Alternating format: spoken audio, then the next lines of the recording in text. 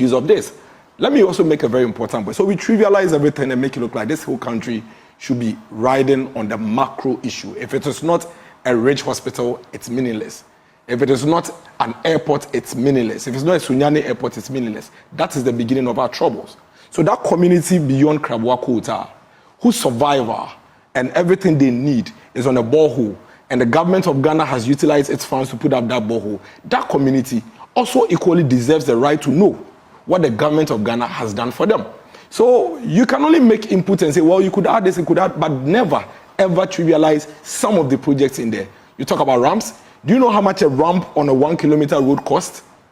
And you think it's needless for the people to be accounted to, for them to know what government has done with their money?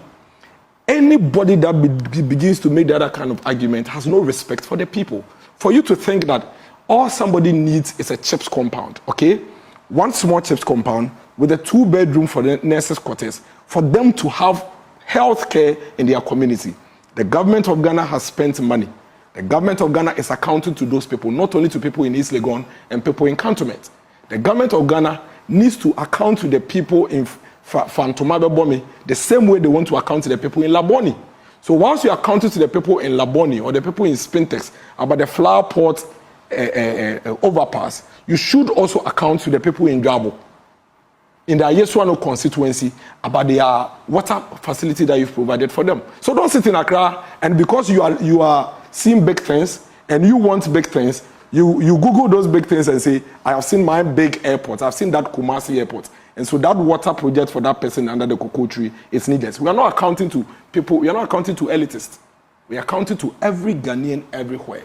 And every single investment that has been made on the people, on behalf of the people of Ghana, deserves to be accounted for. But like I said, when you follow the launch events, you'd realize that the government was very clear that this is a living document. It even has a cutoff date as of June 2023. Even that one, there are gaps. As I speak to you now, there is a lot of work ongoing to still continuously update it. And that should tell you that government focus is not on politics. Government focus is on governance.